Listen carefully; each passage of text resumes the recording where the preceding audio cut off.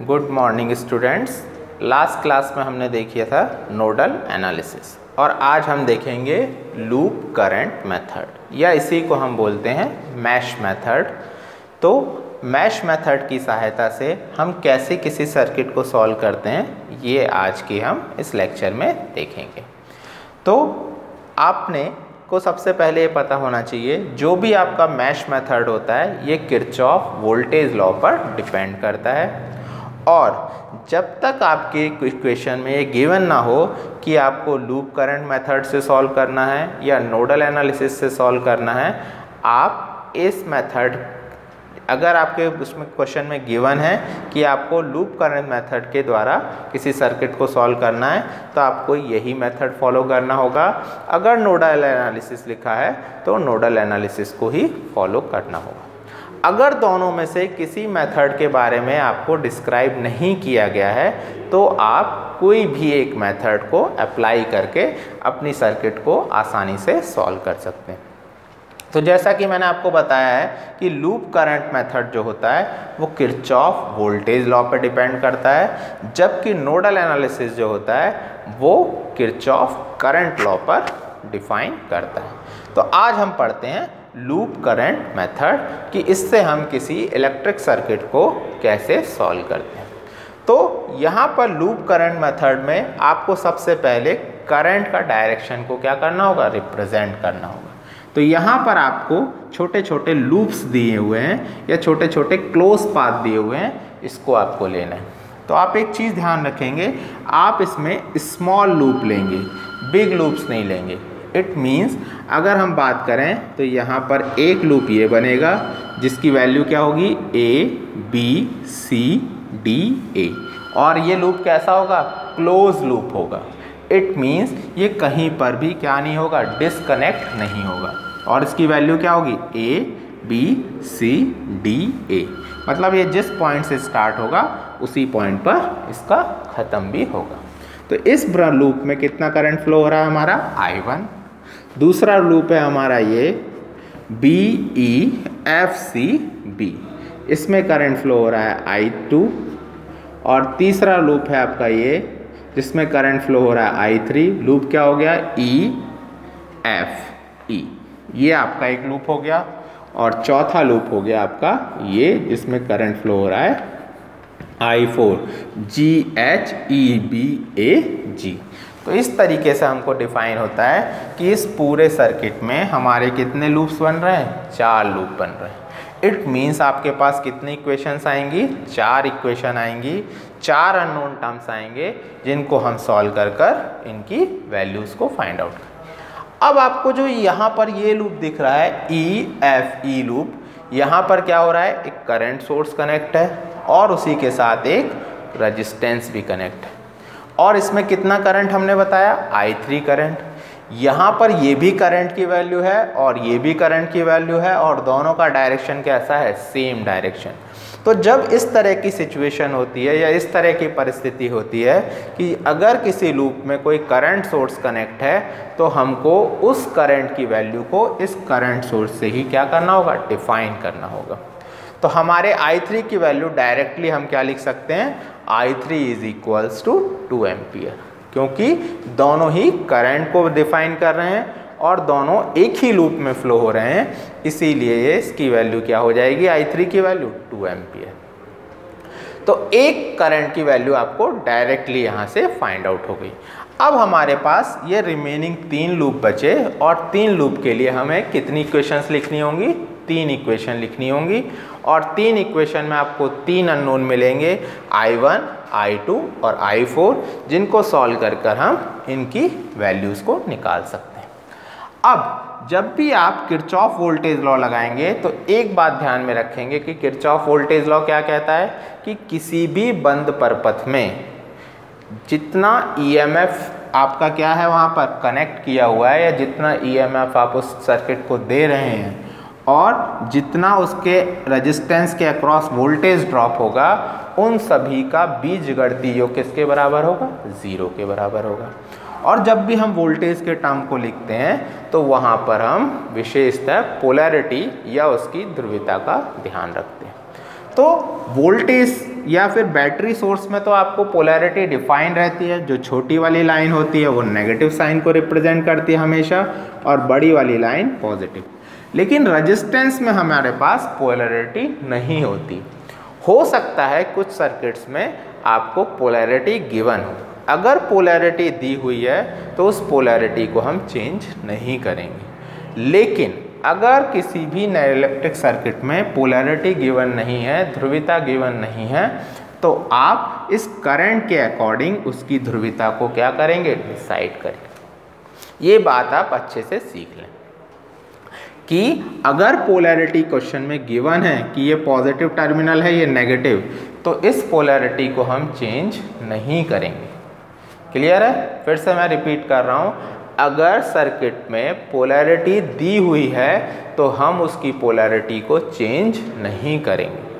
अगर polarity decide नहीं है तो उसके जो प्रमुख करंट है या मुख्य करंट I1 है, जैसे यहाँ पर I1, यहाँ I2 और यहाँ I4, तो इसके अकॉर्डिंग हम रेजिस्टेंस के अक्रॉस क्या करेंगे, पोलैरिटी को डिसाइड करेंगे। जहाँ से करंट एंटर करेगा उसकी पोलैरिटी पॉजिटिव होगी और जहाँ से करंट लीव करेगा वहाँ पर पोलैरिटी नेगेटिव होगी। अब क्यों इस पॉइंट से एंटर कर रहा है वहाँ पॉजिटिव है और यहाँ नेगेटिव, तो मैंने आपको रेजिस्टेंस पढ़ाते समय बताया था कि जो रेजिस्टेंस होता है उससे क्या होता है, वोल्टेज ड्रॉप होता है या उससे लॉसेस होते हैं। हीट के फॉर्म में क्या निकलता है वहाँ पर, करंट, या हीट के फॉर्म में लॉसेस होते हैं। तो जहाँ से एंटर करेगा वहाँ पर करंट किसी भी सर्किट में कब फ्लो होता है, जब दो पॉइंटों के बीच में क्या हो, विभवांतर हो, विभवों के बीच में अंतर, और या फिर उनके वोल्टेज में क्या हो, अंतर हो। तो इसके बीच में यहाँ पर पॉजिटिव टर्मिनल, जब यहाँ करंट आया तो इसकी वोल्टेज क्या होगा, ज़्यादा होगा, और जहाँ पर फिर क्या होगा, ड्रॉप, तो दूसरे पॉइंट तक जाते जाते उसकी वोल्टेज की वैल्यू क्या हो जाएगी, कम हो जाएगी। तो इसी को हम क्या बोलेंगे, जहाँ पर ज़्यादा वोल्टेज है उसको पॉजिटिव, जहाँ कम वोल्टेज है उसको नेगेटिव। तो अब हम इसके लिए वैल्यूज़ को लिखते हैं। तो जहाँ जहाँ आपको रेजिस्टेंस दिख रहा है वहाँ पॉजिटिव नेगेटिव पॉजिटिव नेगेटिव। तो ये तो इसकी पोलैरिटी डिफाइन है। अब दूसरा टर्म आता है हमारे पास करंट की वैल्यू, क्योंकि यहाँ पर रेजिस्टेंस गिवन है, हमको इक्वेशन किसके लिए लिखनी है, किरचॉफ वोल्टेज लॉ के लिए लिखनी है, और वोल्टेज लॉ में किसकी वैल्यूज लिखी जाएंगी, वोल्टेज की। तो हमको इन सभी को किस में चेंज करना होगा, वोल्टेज के टर्म्स में चेंज करना होगा। तो ओम्स लॉ के अकॉर्डिंग आप लोग जानते हैं V इज इक्वल्स टू क्या होता है, I इंटू R। तो R की वैल्यू तो यहाँ गिवन है, लेकिन करंट की वैल्यू नहीं गिवन है।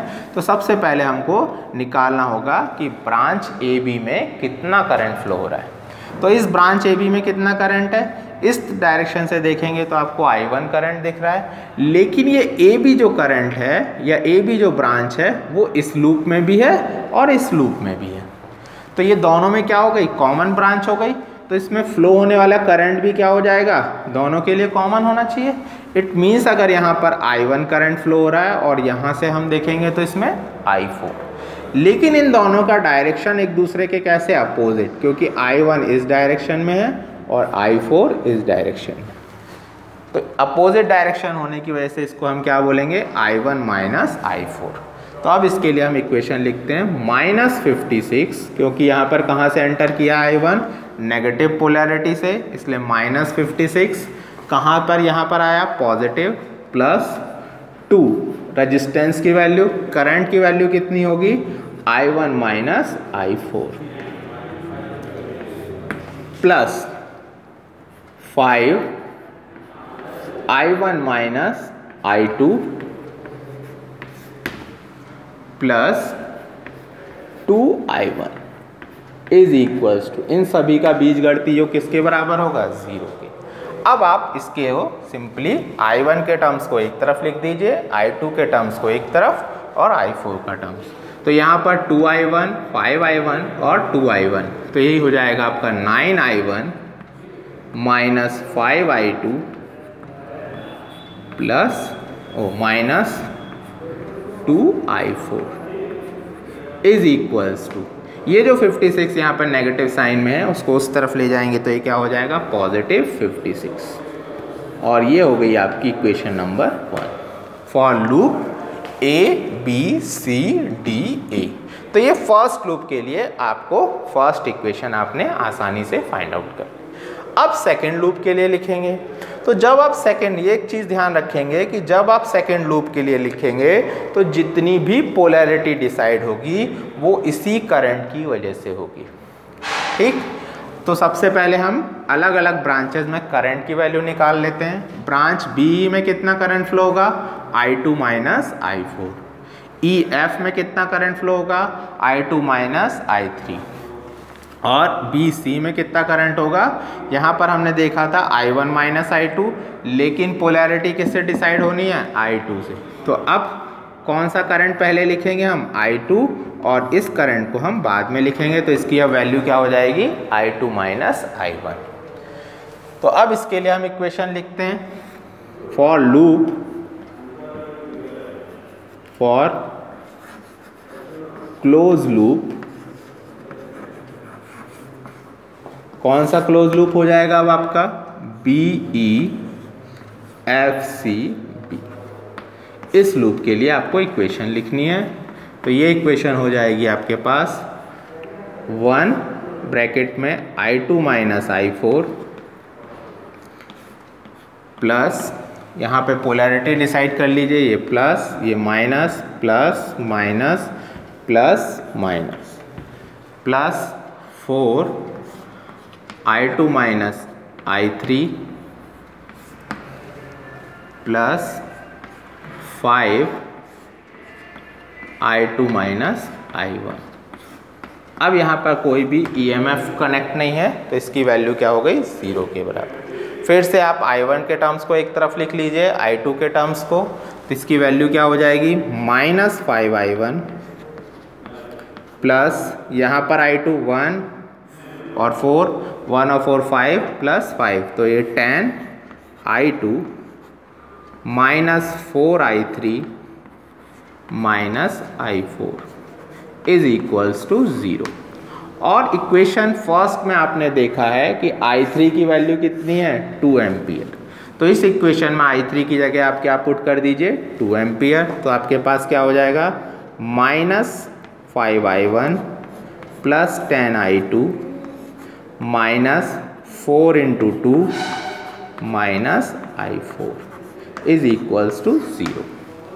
अब इसको सॉल्व कर लेंगे तो आपको क्या मिलेगा, 5I1 plus 10I2 minus I4, और इन दोनों को मल्टीप्लाई करेंगे तो 8 आएगा, नेगेटिव साइन इस तरफ लेके जाएंगे तो पॉजिटिव का 8। ये हो गई आपके लिए equation number 2 for close loop BEFCB। Third loop के लिए आपको सीधे सीधे इक्वेशन मिल गई है, I3 is equals to 2 ampere. अब हम बात करते हैं नेक्स्ट लूप के लिए। तो नेक्स्ट लूप में आपका कौन सा लूप बनेगा, लूप बनेगा आपका फॉर लूप GHEBAG।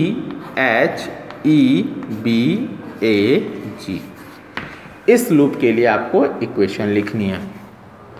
अब फिर से ध्यान रखेंगे, जब आप इस क्लोज लूप को लेंगे तो यहाँ पर मेजर करंट कौन सा हो जाएगा, I4। तो अब जो भी पोलैरिटी डिसाइड होगी वो इस करंट I4 के अकॉर्डिंग होगी। ठीक, तो यहाँ पर यहाँ से एंटर करेगा तो यहाँ पॉजिटिव, यहाँ नेगेटिव, यहाँ पॉजिटिव, यहाँ नेगेटिव। ब्रांच EB में कितना करंट फ्लो होगा, तो I4 minus I2। Branch BA में कितना करंट फ्लो होगा, I4 माइनस I1। तो इसके अकॉर्डिंग आप इक्वेशन लिख लेंगे 10 I4 plus 1 I4 minus I1 I2 plus 2 I4 minus I1।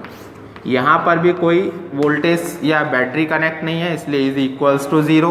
अब फिर से सारे टर्म्स को एक तरफ कर लीजिए तो ये हो जाएगा 2 I1 minus I2 plus 13 I4 is equals to 0। तो ये हो गई आपकी इक्वेशन नंबर 3। तो तो अब आपको 3 इक्वेशंस मिल गई और 3 आपके पास क्या हो गए, अननोन I1, I2 और I4। अब आप इन तीनों इक्वेशंस को with the help of elimination method या एक एक उसको आप एलिमिनेट कर कर आसानी से क्या कर सकते हैं, सॉल्व कर सकते हैं। तो जब आप इन तीनों इक्वेशंस को सॉल्व करेंगे तो आपको I1, I2 और I3 की वैल्यू फाइंड आउट हो जाएगी।